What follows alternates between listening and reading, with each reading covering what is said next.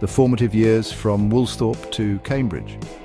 Isaac Newton was born on Christmas Day in 1642 in the small village of Woolsthorpe, England. His birth was premature. He was a small and weak baby. Sadly, his father, also named Isaac, had died 3 months before he was born. His mother, Hannah Askar, was left to care for him alone in their farmhouse. These early experiences perhaps shaped his solitary and thoughtful nature. He was not expected to survive his first few days, but young Isaac did survive, beginning a most remarkable life journey. His childhood was not always easy. When Isaac was 3, his mother remarried. She went to live with her new husband, leaving young Isaac in the care of his maternal grandmother. He felt a sense of abandonment during these years. He was not a particularly outstanding student at first. He preferred building intricate models and mechanical toys. He made small windmills, water clocks, and even a model of a mill powered by a mouse. These early creations showed his practical mind and his deep curiosity about how things worked in the world around him. Later, Isaac attended the King's School in Grantham. Here, his interest in learning began to truly blossom. An incident with a school bully reportedly spurred him to excel academically. He also lived with an apothecary, Mr. Clark, during his time in Grantham. This experience exposed him to the world of chemistry and chemical experiments. He filled notebooks with observations and ideas. His teachers started to notice his unique talents. They saw a keen intellect that was waiting to be fully awakened and nurtured. His mother initially wanted him to become a farmer, but his schoolmaster persuaded her to let him prepare for university. In 1661, Isaac Newton entered Trinity College, Cambridge. He began as a subsizar, a student who performed work duties to help pay for his studies. Cambridge was a place of new ideas, though it still taught much of Aristotle's philosophy. Newton, however, was drawn to more modern thinkers. He studied the works of Descartes, Galileo, and Kepler. He read widely in philosophy, mathematics, and the emerging sciences. He was a quiet and often solitary student. He filled his notebooks with his own thoughts and questions, going far beyond the official curriculum. This laid the groundwork for his future discoveries. Unlocking secrets, mathematics, and the nature of light. A great plague swept through England between 1665 and 1666. Cambridge University closed its doors as a safety measure. Newton had to return to his family home in Woolsthorpe. This period away from the formal structure of university became incredibly productive. Historians often call these 18 months his annus mirabilis, or Year of Wonders. It was during this time of intense private study that he began to lay the foundations for some of his most important work. He worked on calculus, theories of light and color, and the concept of gravitation. He was alone with his thoughts, free to explore. In mathematics, Newton developed what he called the method of fluxions. This was his version of calculus, a powerful new tool for understanding change and motion. He conceived of quantities as flowing or in flux. He found ways to calculate rates of change, what we now call derivatives. He also developed methods for finding areas under curves, now known as integrals. He also worked on the binomial theorem during this period. These mathematical tools were essential for his later work in physics. He was initially hesitant to publish these findings, a common trait throughout his early career. Newton also performed groundbreaking experiments in optics. He used prisms to investigate the nature of light. At the time, many believed that white light was pure and simple. They thought colors were modifications of white light. Newton's experiments showed something quite different. He passed a beam of sunlight through a prism. The light fanned out into a spectrum of colors: red, orange, yellow, green, blue, indigo, and violet. He then used a second prism to recombine these colors back into white light. This proved that white light was actually a mixture of all these different colors. His work on optics led him to a practical invention. He realized that lenses in telescopes bent different colors of light by different amounts. This created a problem called chromatic aberration, which caused blurry images with colored fringes.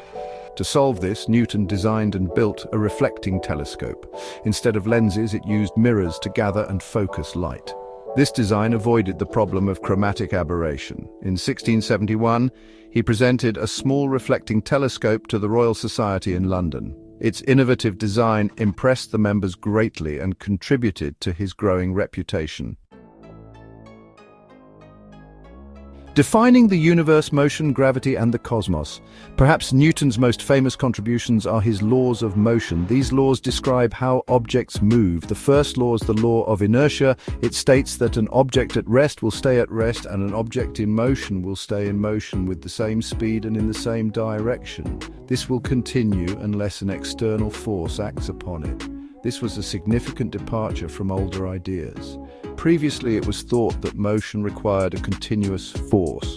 Newton showed that motion itself was a natural state. The second law of motion provides a way to quantify force. It states that the force acting on an object is equal to its mass multiplied by its acceleration. This is often written as the famous equation F equals mr.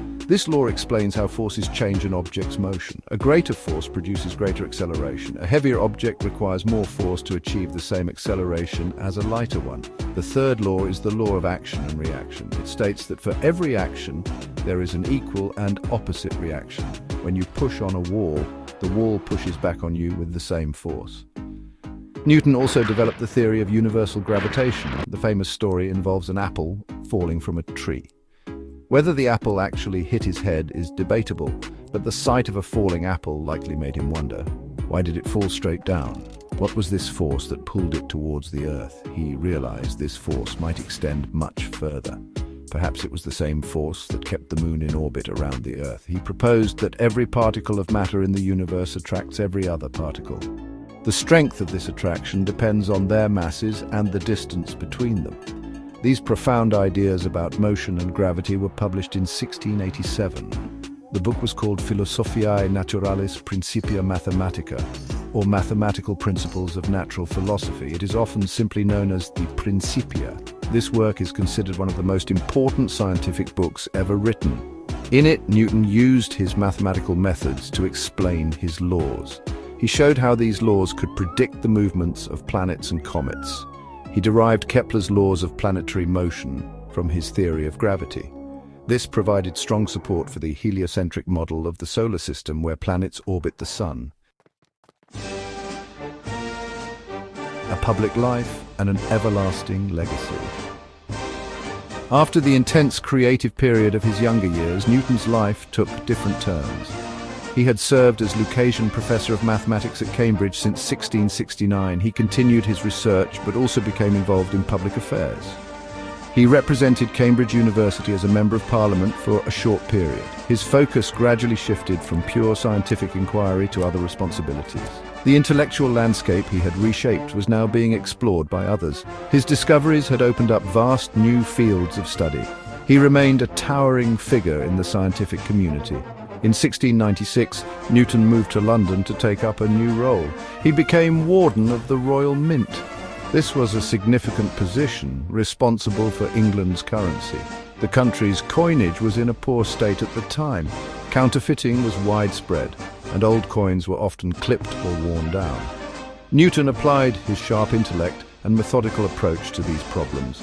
He oversaw a major recoinage program. He pursued counterfeiters with determination. In 1699, he was promoted to Master of the Mint, a position he held until his death. He proved to be a very able administrator. Newton received many honours during his lifetime. He was elected President of the Royal Society in 1703. He held this prestigious post for the rest of his life. In 1705, Queen Anne knighted him, and he became Sir Isaac Newton. This was a rare honour for a scientist at the time. His later years were also marked by some scientific disputes. The most famous was the bitter argument with the German philosopher Gottfried Wilhelm Leibniz. They both claimed to have invented calculus independently. Historians now agree that both men developed it using different notations. Sir Isaac Newton died on March 20th, 1727 at the age of 84. He was buried with great honour in Westminster Abbey. His legacy is immense and continues to shape our world. His laws of motion and universal gravitation formed the bedrock of classical physics for centuries. They allowed scientists to understand and predict a vast range of physical phenomena. His work on calculus provided essential mathematical tools for science and engineering. Newton exemplified the power of observation, experimentation, and mathematical reasoning. He remains an icon of scientific genius and an inspiration to all who seek to understand the universe.